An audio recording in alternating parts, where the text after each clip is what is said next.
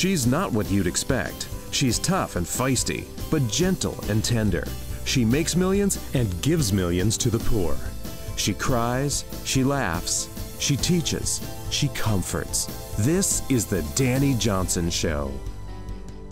Hi, I'm Dani Johnson. Welcome to the Dani Johnson Show. Hey, are you frivolously allowing your children to have a tremendous amount of time on the screen? You know, like your phone? Are you giving your 3-year-old your phone so they can watch some videos so they can keep quiet?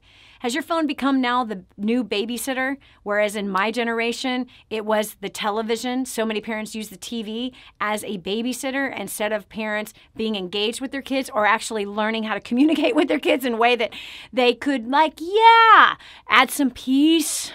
Yes, peace. Yeah, instead of going crazy. Listen, I understand. I'm a mom of 5, grandmother of 8. I get it, man. I get being stressed out at home. I get feeling like you are in a constant whirlwind, or let's say like a hurricane and a tsunami and a typhoon all at the same time, all in one day with your kids. Especially, I had 3 sons and 2 daughters, but my 3 sons were 3 sons. The 3 younger ones were 3 boys, and boys are very different than girls. They have a whole lot more energy, at least than the girls that I had. And I remember those times of like going, oh, like, and wanting to have something else occupy them in case I like lost my marbles and I started screaming at them. And so I get it, but you know what? We have to be really mindful. We've got to be very aware of what we are really doing, and we've got to find different solutions, because the fact is that so many people today say, well, hey, you know, Dani, we're in the technology age. You know, it is what it is. The bottom line is I can't control my kids and I can't control technology, so I'm not, why even bother? Friend, are you a parent or not? Are you alive or dead? Are you a victim? Or are you more than a conqueror? Are you somebody that is training up your children for failure, or are you going to train them up for success? You have such a short period of time with them.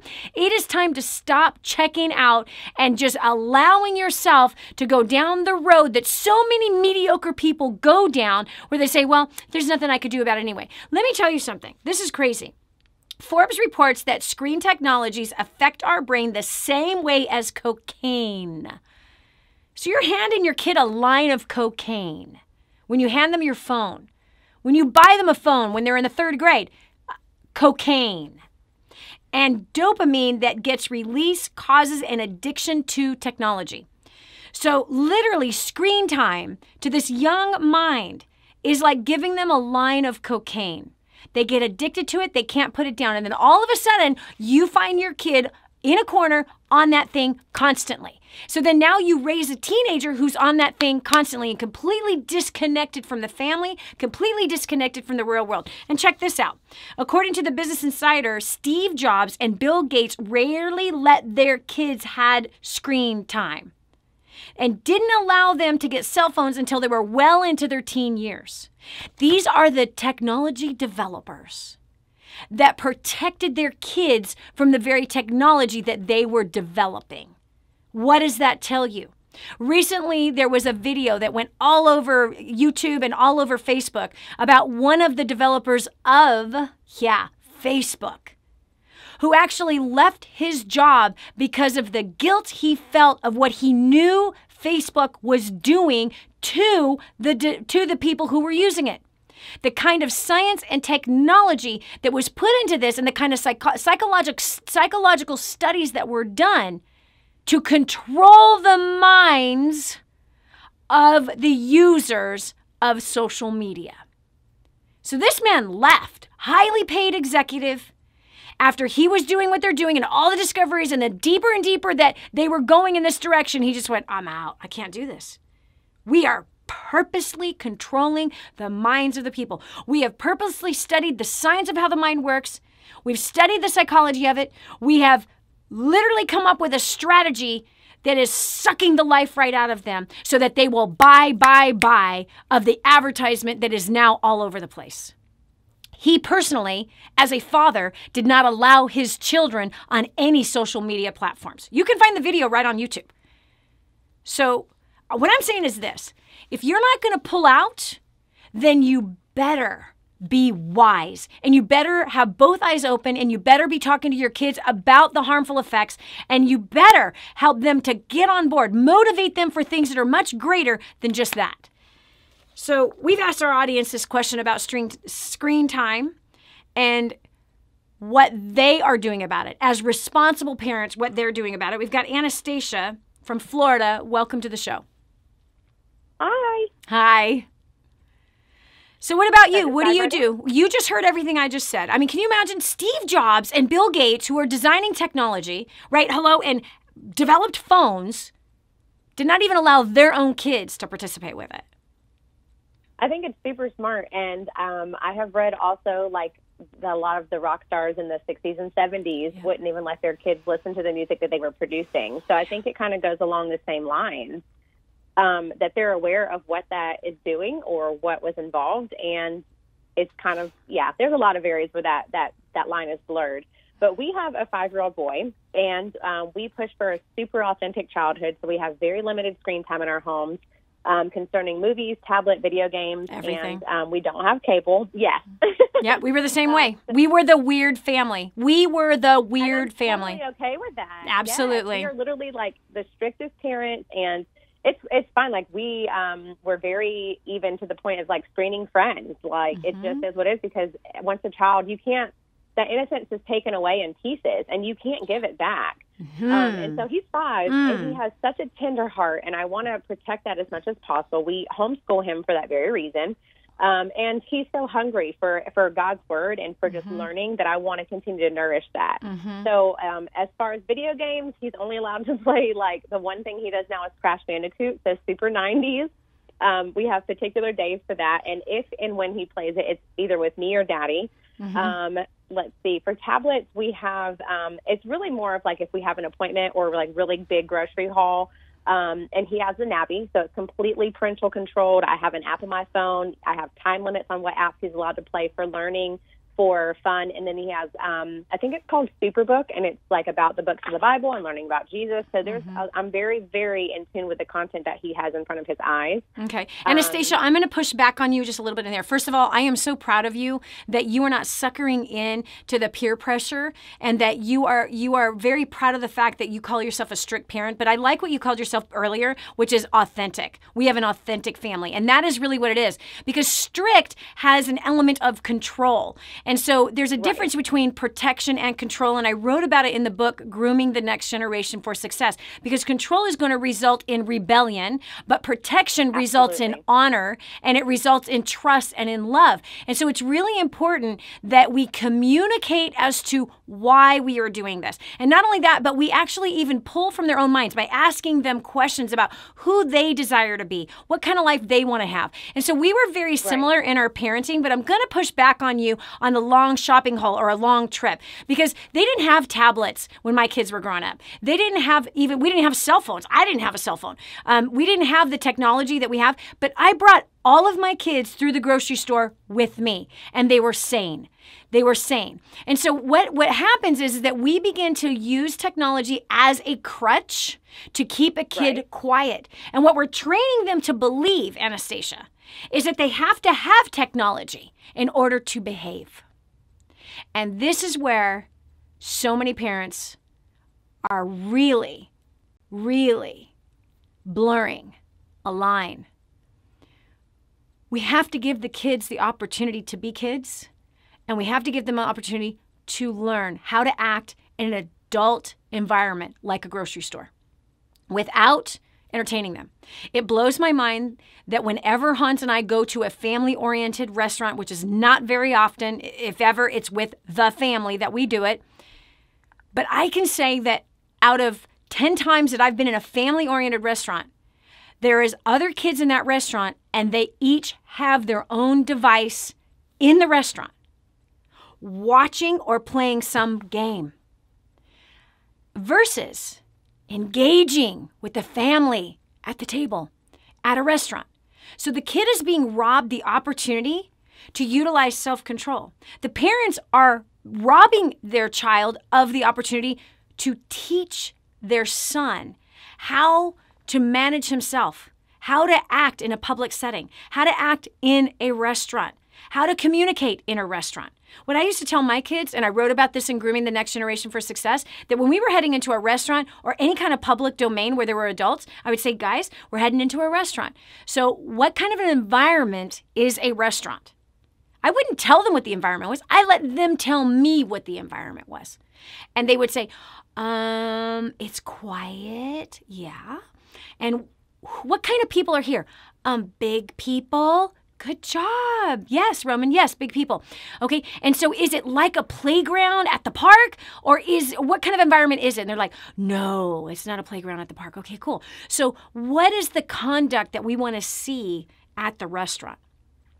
We need to sit down. We need to be quiet. We need to have good manners. So here they're telling me the kind of conduct that is expected of a human being in this environment. So it gave them the opportunity to learn the environment, to see what was around them, and to honor the environment, to honor the other people. And then I would say this, I would say this to them. I would say, you know what? You guys are awesome kids. And I personally think you're amazing. And the fact is I believe that most people, when we walk into this environment, they're going to think when they see the size of our family, they're going to think, oh no, my dinner's over. And why? Do you remember the last restaurant we were at? Yeah. Do you remember those 3 kids off in the corner? Do you remember how they were acting? Yeah. Tell me what their behavior was like. And they were wild. They were getting up out of their seat. They were screaming. They were throwing food, right? So my kids are telling me what happened. Great. And so guess what we have the opportunity to do? We have the opportunity to change the mind of the adults that are going to be in this restaurant. We also have the opportunity that you guys are going to set the example for the other kids that will be in this restaurant. You're going to have the opportunity to show the families how families should be honoring their environment, and that kids your age are awesome at it. And I'm going to bet we're going to have someone stop us and tell us how awesome you are. And Anastasia, guess what? That's exactly what happened. And I would say 90+% of every restaurant environment that I took my children into, as well as grocery stores, as well as doctor's appointments, every public setting, my kids were not sheltered to the point that they did not know how to act in public settings. But this gave them a chance to win for the team, to win for the environment, to win for our nation, to win for our God. That's the opportunity we give them. And so when I see parents that have a tablet in front of their kids in public settings, I say this is not healthy, and you're losing an opportunity here. And the kid at some point is going to have to know how to act. And not only that, we're teaching, perhaps, I'm not saying you are, Anastasia, because I believe that you are much more mindful than the average parent. But I'm telling you there's someone watching me right now that is totally oblivious to this fact. Here's what I know. We are raising, when we have our kids on the screen all the time in public settings, in family events, in the car, at a restaurant, at the doctor's office, everywhere, whenever we want them to be quiet, you just raised a future husband that will be disconnected from his wife and his children. You just raised a future husband and or a future wife that's going to be at the dinner table on their cell phone device.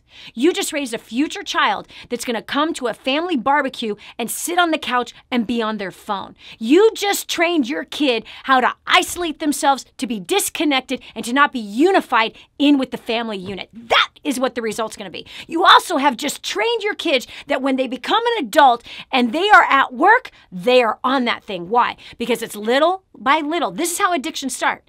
It's the same activity happening over and over and over and over again that is releasing dopamine, which is what? It gives you that feeling of being high. Working out gives you that same feeling. And so technology, they have proven, does the same exact thing to the brain that cocaine does. Makes them feel invincible. Totally establishes their imagination. They go off and it's this tunnel vision. It's this focused place.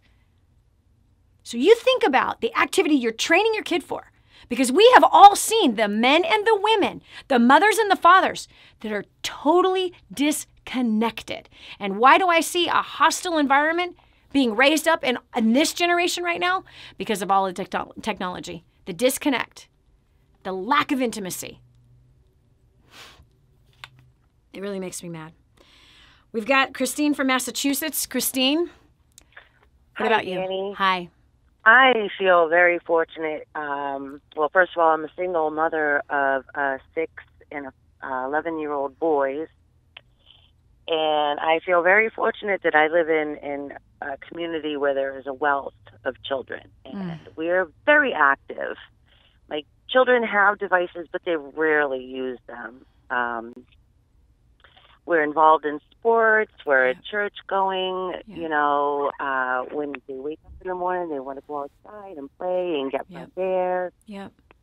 So what's your parameters with their device? They have a device, but is it I don't 30 have minutes any. a day? No, I don't, you know, because they don't use it. First of all, I haven't had cable for 7 years. Good job. And I love that. Oh, my God. No news is good news. We were the weird family like that, too. We haven't had cable for over 2 decades. Don't we have don't TV. Notice we're never home, you know. And so if I have Netflix, which is great because then, you know, I can monitor what they have. We have a gaming system. Again, it's in the living room. We can monitor. Yeah, but I'm asking you the question. How is it a half an hour a day that they're able to utilize this technology? Is it an hour a day? Is it 2 hours a day? Is it 3 hours a day? Less than an hour. Yep. I would say it's about less than an hour because they use it so little. Yep.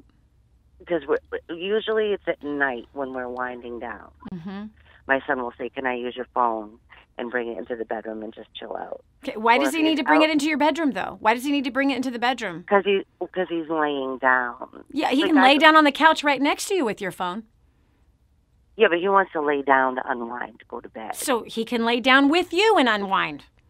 Yeah, is this the 11-year-old? He goes to bed before me. Okay. Yeah, he's 11. Honey. Oh no, I have parental blocks on. I have everything is blocked, and I can check the history. But he's Let me ask you a question. Closed door, and Christine, if I go in there, Christine, did you check the history last night? He didn't use it last night. Did you check it the night before? Yes. Are you checking the history? Come on, Christine, tell the truth. Every single time. Good job. Oh, yes, I am. Yes, I am. Good job. And I know what he's doing. And you know what? Because I say we're a sports family, he's researching basketball. He's researching baseball. My son just got... Okay, hold on. Christine, let me help you with something also. I got to tell you this. I don't know if you know this, but pornographers are amazing marketers. And just because your son is researching that, I'm going to tell you, they target that. Pornographers target sports sites, just so you know.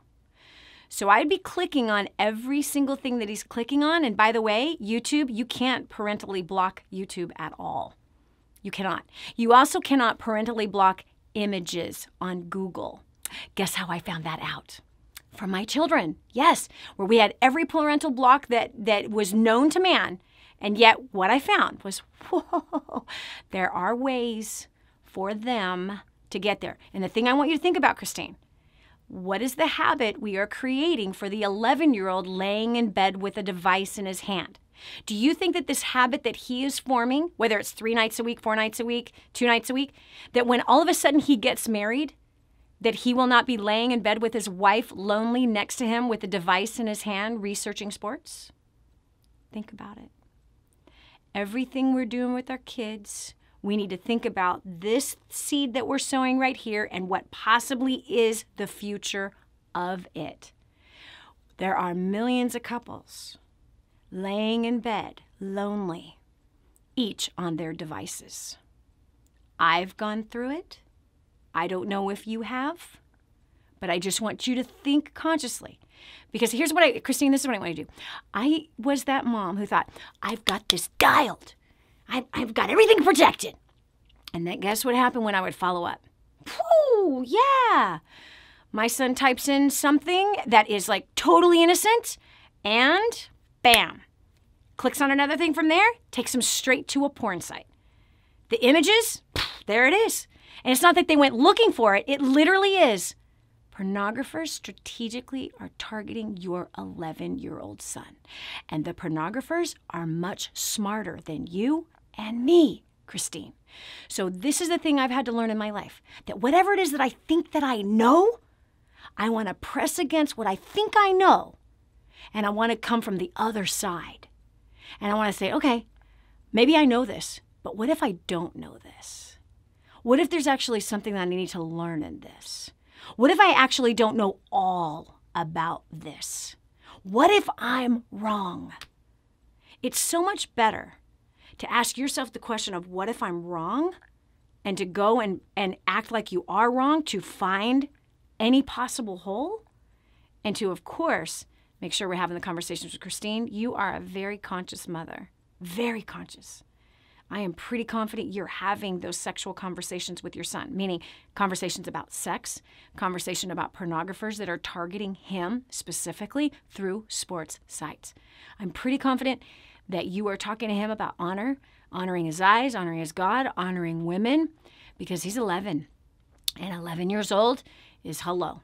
There's all kinds of things that are turned on inside of his body, and he cannot help himself. And there are, hello, millions of dollars spent every year to target your precious 11-year-old Christian boy, just as my sons were targeted. So if you find yourself as that parent, as Anastasia and Christine, who I am so proud of, these people are like, no, man, this is how we're doing it. And we're authentic and we're different. I'm so proud of you. But let's try to go a level deeper and start to look from different eyes. The eyes that say, okay, there's another layer. I don't want to put all my confidence in what I think I know. What if I didn't know? What if there's more? So if you're that parent that you are not like Christine and Anastasia, where you are like completely oblivious to the reality that even the technology producers do not allow their children to have screen time, you have to ask yourself like, whoa, these guys are making billions of dollars producing technology for our kids, but they don't allow their kids to use it. Why is that? Think about that. Why is that? They might know something you don't know, friend. They are the ones that are the billionaires, and they're not allowing their kids to have it. You got to ask yourself why. So there is a way to parent and not be hated by your kids. There is a way to be the hashtag weird family without it biting you in the backside and without making your kids feel weird. I wrote a book called Grooming the Next Generation for Success. It is by far, the most, to me, powerful thing I've ever written. This conversation we're having, I'm so sad, doesn't really matter to a lot of people, makes me sad. If I talk about business, people jump all over it. If I talk about money, people jump all over it. When we talk about kids and the importance of family, people are like, ooh, I want to punch those people. This is how I did it. I came from such a nasty background, badly abused, sexually abused. I was a little whore. I got pregnant at 17 out of wedlock. I did drugs. My kids knew all of that. This is going to show you how to have those very important, deep conversations with your kids and to position them for success, because someone is grooming your child right now for failure. Our school system is grooming your child for failure. The internet is grooming your child for failure. The banks are grooming your children for failure. The television is grooming your children for failure. The current music on the market is grooming your children for failure. And I hate to tell you, largely, even our churches are grooming our kids for failure. The teen pregnancy rate is the same in the church as it is outside. Pornography rate is the same. The addiction to pornography is the same in the church as it is outside of the church. Debt is the same rate in the church as it is outside of the church.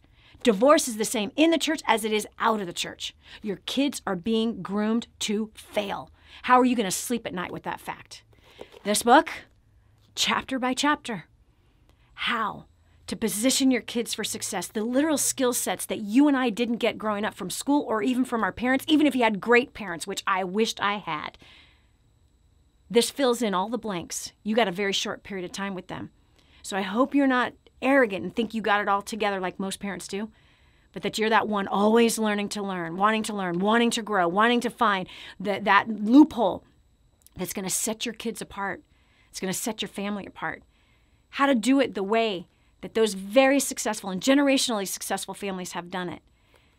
Grooming the next generation for success is not only going to bring more peace into your home and not only going to help you really understand your role and the power of the influence that you have with the next generation, because you might have the next president of the United States in your home.